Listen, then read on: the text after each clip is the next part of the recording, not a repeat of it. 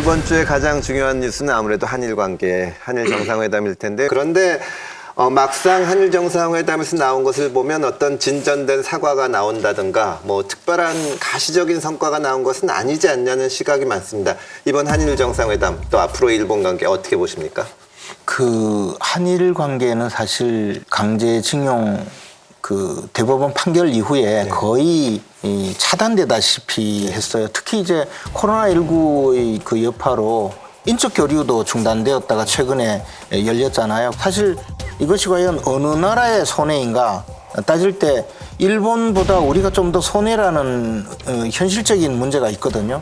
물론 뭐 일본도 우리나라가 없이 그냥 살아가는 것이 결코 좋은 나라는 아니에요. 그렇지만 강제징용 판결이 있고 난 다음에 일본에서 당장 그 소부장이라고 하는 소재부품 장비 산업에 대한 일본의 전략 물자를 우리나라 수출하는 것을 사실상 차단함으로써 우리가 겪는 산업계의 고통은 굉장히 컸거든요. 그리고 지소미아 그 해지 이후에 군사정보 분야에도 별로 우리가 득될 게 하나도 없는 그런 상황이 되었다. 그리고 특히 북한이 이제는 뭐 대륙간 탄도탄을 마구 쏘아대는 이 상황에서 우리나라만이 이 안보를 책임질 수 있는 단계에 한참 지났거든요. 일본, 미국 전부 다 연합을 해야 되는 이런 상황이 되었기 때문에 대통령은 지지율이 뭐 0%가 되더라도 이 문제는 해결해야 된다는 강한 문제의식을 갖고 있다는 것에 대해서 굉장히 올바르고 합리적인 판단이라고 생각해요.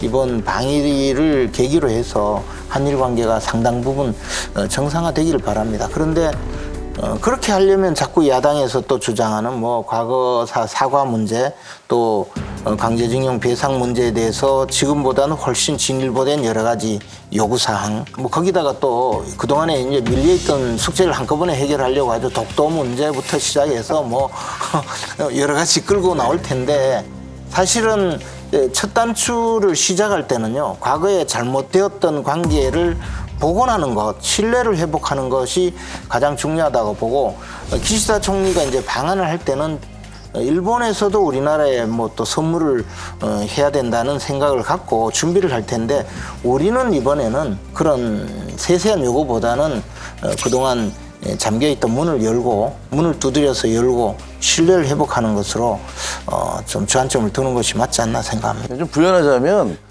예를 들면 이제 우리 한국에 있는 우리 입장에서는 당연히 왜 기시다 총리가 화끈하게 사과하지 않느냐 과거사에 대해서 이렇게 얘기를 하지 않습니까? 그리고 이제 민주당에서 계속 얘기하는 그 사과 문제 있지 않습니까? 근데 제가 특파원 할 때 일본 외교관들을 만나면 저한테 그래요.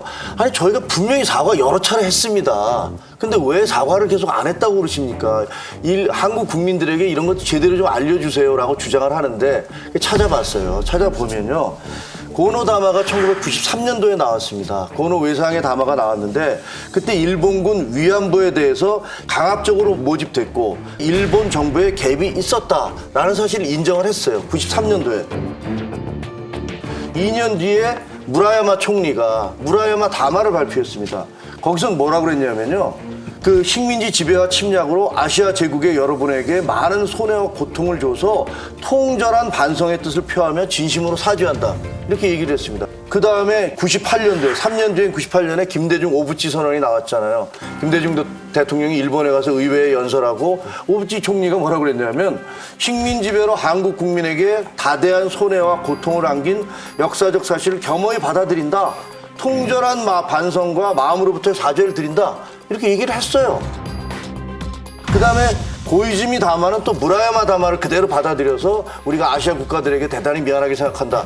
이렇게 얘기를 했고 제일 중요한 건요. 간나오또 총리가 2010년에 다마를 발표했는데 거기서는 뭐라고 그랬냐면 제가 그래서 뽑아도 왔어요.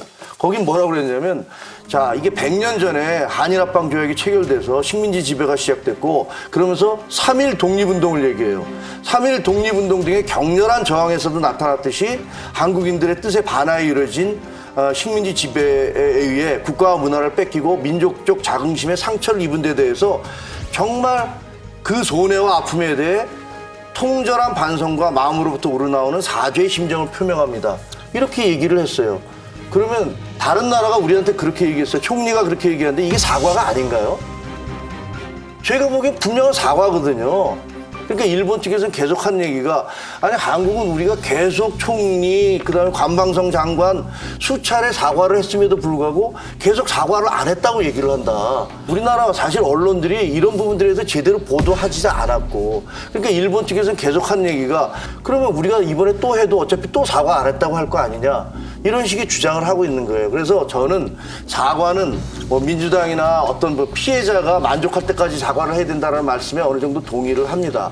동의를 하지만 그러나 이미 70년 전, 100년 전에 있었던 그 역사적 불행한 사건을 놓고서 김대중 대통령이 일본 의회에서 말했듯이 야 우리가 1500년의 그 양국 관계가 그 몇몇 사건으로 해서 이런 식으로 나빠지면 되지 않지 않느냐. IMF 때 일본이 단기 외채를 중장기 외채로 바꿔주는 바람에 우리가 IMF에서 벗어날 수 있었다. 그 어려울 때 친구가 진정한 친구다라면서 일본을 극찬을 했어요. 그럼 김대중 대통령이 친일파고 토착 왜굽니까? 제가 보기에는 이 한일 관계의 문제를 자꾸만 정략적으로 이용해서 국민들의 감정을 건드리고 공격을 해서 그런 정치적 득을 얻으려는 그런 태도는 역사에 의해서 비난받을 겁니다. 그래서 저는 그 민주당이 좀 대승적인 판단을 해주셨으면 좋겠어요. 아니 근데 저 궁금한 게 하나 있는데. 네. 언론에서 보도를 안 했다고 하셨는데 언론에 계실 때 뭐 하셨어요? 죄송합니다. 근데 사실은 언론이든 뭐든 이 한일 관계에서 저는 지금 이 말씀 드리는 것도 굉장히 조심스러워요. 정치인들도 보나마나 다 마찬가지죠. 그러니까 민주당을 비판할 수가 없어요. 언론도 못하는데 민주당이 어떻게 하겠습니까? 김 교수님 이번 정상회담 성과 어떻게 보셨습니까?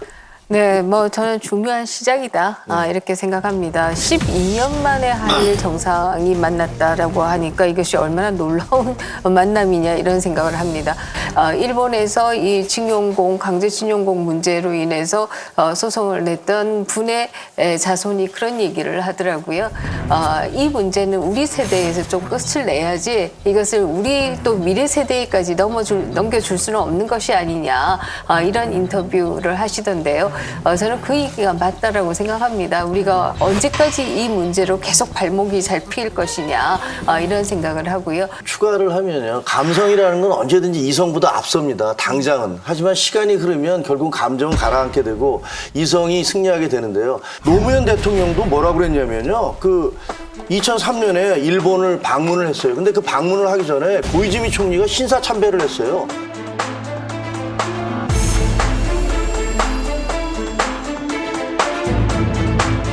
그래서 가는 것 자체에 대해서 비난이 많았습니다. 그럼에도 불구하고 노무현 대통령이 갔어요. 가면서 뭐라고 그랬냐면 모든 문제를 다 후벼 파서 감정적 대립 관계로 끌고 가는 것이 우리 후손을 위해서 도움이 되지 않는다 라면서 야 이제 한일 관계는 정상 관계로 돌아가자라고 얘기를 했습니다. 노무현 대통령 말씀 맞다나 그리고 김대중 대통령 말씀 맞다나 한일 관계를 미래를 향해서 풀어가려고 생각을 해야 되는데 그것과 정반대되는 행동을 하고 있는 게 지금의 민주당이란 말입니다. 이재명 대표는 뭐라고까지 얘기를 하셨냐면 일본의 군합발이 한반도를 짓밟을 것이다. 민주당 이재명 대표는 당회 집회에서 정부의 강제동원 배상안이 자위대의 한반도 상륙으로 이어질 수 있다고 주장했습니다. 연합훈련을 핑계로 자위대의 군합발이 다시 한반도를 더럽히는 일이 발생할 수 있습니다. 아니 어떻게 정치인이 그런 말씀을 하실 수가 있어요? 너무 오랜만에 뵀는데 뭐 저를 적개심으로 대하지. 그럴 리가 있어요. 얼마나 가까운데 우리가. 저를 보고 분노를 하셔서 제가 좀 말씀드리면 뭐 다 일리 있는 말씀이세요. 저희들도 새겨 들어야 될 야당으로서 드려야 될 말씀들인데 한편 이번에도 윤석열 대통령이 어쨌든 국내 여론이 안 좋을 걸 각오하고 그 나름의 안을 내놨어요. 그러면 일본도 최소한 성의를 보이든가 회박은 하지 말아야 되는데 곧바로 일본 외무상이 강제징용한 사실 없다 이렇게 나왔어요. 이러는데 이런 자세를 일본이 줄곧 보여왔는데 왜 사죄를 요구를 안 할 수 있겠어요? 그런 것이고요. 저는 이렇게 생각합니다. 일본의 문제가 이번에 일본 일제 강점기에 있었던 여러 가지 문제뿐만 아니라 독도 문제도 있고 후쿠시마 방류 문제도 있고 과거의 문제도 있고 앞으로도 문제도 있고 바로 이웃이기 때문에 더 많이 있을 거라고 봅니다. 정부의 입장을 충분히 이해하고 매우 제약되어 있다는 것도 알고요. 그런데 대통령이 이제 일본 순방하고 그 결과에 따라서 뭐 여러 가지 평가가 있겠지만 크게 일본 측에 기대할 수가 없어요. 너무 뭐가 있을 것이다 고 자꾸 대통령실이나 정부 측은 기대를 불러넣어 주는데 오히려 이것이 사태를 어렵게 하는 원인으로 작용할 수가 있으니까 있는 그대로 어려움은 어려운 대로 국민들한테 소상히 밝혀서 국회 내에서 좀 접점을 찾는 노력을 정부가 노력을 좀 더 가일층 좀 해주시옵사 당부 말씀드립니다. 이런 정도의 이성적인 비판이라면 저는 뭐 집권 여당에서 얼마든지 받아들이고 경청해야 된다라고 생각을 합니다. 여당에서 존경받으시는 이상. 아니 근데 저는 우리 당보다 국민의힘 쪽에서 존경하는 분들이 많은데 이게 도움이 안 됩니다. 이게 도움이 안 됩니다. 제가 존경해요. 근데 저 말씀하신 것 중에 한 가지 생각나는 게 있는데요. 저희 할아버지가 일제시대 그 징용공으로 저 산린섬의 그 탄광에서 일했어요. 그리고 심폐증으로 제 어린 시절 기억에는 늘 기침을 하다가 새벽이 되면 막 자지러지고 기침을 하고 그렇게 해서 일찍 돌아가셨거든요. 1965년에 한일 외교를 정상화하면서 그때 한일 협정 과정에 이 강제징용 문제는 정부가 일괄 보상을 받고 우리 한국 정부가 보상을 하기로 되어 있는 사안이었거든요, 기본적으로. 그래서 그동안에 사실 우리 정부가 그 강제징용 피해자들에 대해서 수천억을 보상을 했어요. 그런데 저희 할아버지 경우에는 보상 신청을 하지 않은 이유가 첫째 하나는 산린섬에서 어느 탄광에서 어떻게 일했는지에 대한 뭐 근거 자료가 제대로 남아있지 않아요. 산린의 경우는. 그리고 두 번째는 아버지 자체가 그런 거 보상해서 돈 몇 푼 나온다고 보상 자체에 요구를 하지 않았거든요. 뭐 그런 것 때문인지 지금 누락된 분들이 이제 일본 기업 자체를 상대로 소송을 하고 있는 것인데 이런 데 대해서 일본이 느끼는 강제징용 배상 문제에 대한 일본의 시각도 우리가 그 외교 문제를 정상화하는 상황에서는 고려하지 않을 수 없는 또 분야인 거는 틀림이 없어요. 저는 기본적으로 강제징용이 나쁜 것이고 잘못된 것이고 피해자들 가족의 그 기억에 남아있는 그 고통은 그대로 남아있지만 그것 때문에 이 강제징용 문제가 한일 관계를 정상화하는 데 장애 요인이 돼서 우리 국민 전체에 또 다른 피해를 입히고 또 안보 문제까지 일으키는 상황이 된다면 저는 그것도 잘못된 일이라고 봐요. 그래서 이번 저 정상회담을 통한 이 해결은 저는 적극적으로 찬성하는 입장입니다. 이번 윤석열 정부의 한일 관계 정상화 드라이브에 대해서도 뭐 여러 가지 비판이 있을 수가 있는데 사실 민주당 정부는 지난 4년, 5년간은 아무것도 안 하고 손을 놓고 있지 않았습니까? 그러다 보니까 이게 더 해결이 안 되는 거예요. 그러니까 제가 이상민 지난 의원님 문재인 정부 때 변명을 안 하잖아요.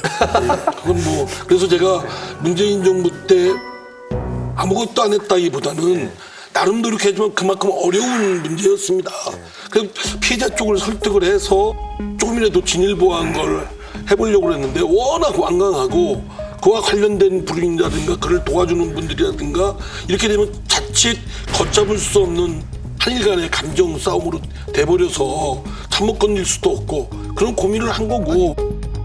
아니 근데 이게 역사적 사실관계를 좀 분명히 알아야 될 필요가 있는데요. 우리나라 이 징용이 있잖아요. 민주당과 비판하시는 분들이 주장하는 건 야, 너 왜 우리나라 정부가 우리나라 대법원에서 판결 내린 거를 안 따라? 라고 주장하는 거 아닙니까? 그런데 이분들이 한국 법원에서 소송을 하기 전에 이미 일본에서 소송을 했어요. 그래서 1, 2, 3심 다 패소를 했어요. 그리고 한국으로 넘어와서 한국에서 재판을 시작했는데 그때도 1, 2심에서는 패소를 했어요. 그러다가 이게 문제가 되니까 질질 끌었잖아요. 그러다가 2018년에 야 그러면 미쓰비시나 무슨 다른 기업들 신일본 제철들이 그 재산을 환수를 해서 1억씩 배상을 해라라고 대법원이 판결을 내린 거란 말이에요. 그러니까 일본 정부로서는 자기네 나라 최고 법원이 내린 판결을 따를 수밖에 없는 거고 우리나라는 우리나라 대법원이 내린 판결을 따를 수밖에 없는 거예요. 그 판결이 김능환 대법관이 그 사퇴를 얼마 앞두고 퇴직을 얼마 앞두고 뭐 독립운동하는 심정으로 판결했다는 그 판결 아닙니까? 근데 제가 정말 궁금한 건 만약에 문재인 정부가 정말로 그렇게 민족 정기를 세우고 일본과의 관계가 어떻게 되든 간에 피해자들에 대해서 배상을 받아야겠다라고 생각을 했다면 2018년에 대법원 판결 나온 다음에 왜 집행을 안 해요? 대법원에서 판결이 내려졌잖아요. 그러면 정부에서 그런 분위기를 조성하면서 만들어 가야 된다고요. 그런데 민주당에서는 안 했잖아요. 아니 그럼 어떻게 민주당이 나서고 당사자 민사소송 문제인데 그건 당사자들이 하는 거죠. 근데 민주당에서도 이게 판결이 일본에 가서 집행하고 효력을 발휘하기가 어렵다는 것을 아니까 제3자가 대신 물어줄 방안을 어떻게 마련할까, 또 피해자들 즉 원고 측에서 이 안을 어떻게 수용하게 할까 고민하셨잖아요. 아니 일본 측에 있는 자산에 대해서 집행하기 어려운 게 아니라 아니, 그러네. 국내에 있는 그러니까. 자산에 대해서는 아니, 할 수는 있죠. 아니, 제 할 수 이야기는- 있는데 그로 인한 외교적 파장을 아니 그러니까 걱정하지 않을 수 없는 아니, 거죠. 당연히 민주당에서도 이 내용을 안다는 거죠. 이것을 집행했을 때 가져올 부작용이라든가 외교상 문제를 알기 때문에 일본 기업에 집행하지 않고 제3자가 대신 물어주는 방안을 많이 내놨었잖아요. 근데 그것을 윤석열 정부가 이런 안을 구체화하고 일본과 관계를 정상화하려니까 드디어 이제 다시 이빨을 드러내고 물어뜯고 있는 거잖아요. 아니 그럼 자꾸 이렇게 최고위원 되셨으면서 물어뜯고 있다는 말 자꾸 이렇게 상투적으로 쓰시는 거 별로 안 좋고 지금 저 이 강적들 시청자분들은 고품격의 분들이시라 강적들 시청자분들은 고품격의 분들이시라 말씀을 좀 삼가하십시오. 이게 저 출연을 별로 잘 안 하셔가지고 분위기를 잘 모르시고. 아니 근데 물어뜯는 건 맞잖아요. 아니, 어쨌든 지금 드러난 여러 가지 국내의 문제를 살펴보면 한국 그 피해자 쪽과 일본 기업 또는 일본 정부와의 싸움이 아니라 지금 우리끼리의 싸움으로 지금 변질돼 버렸지 않았습니까? 그러니까 이 점이 우려스럽고 자칫 윤석열 대통령한테는 남은 임기 내내 이것이 큰 리스크로 작동할 가능성도 있다라는 점을 경각심을 갖길 바랍니다.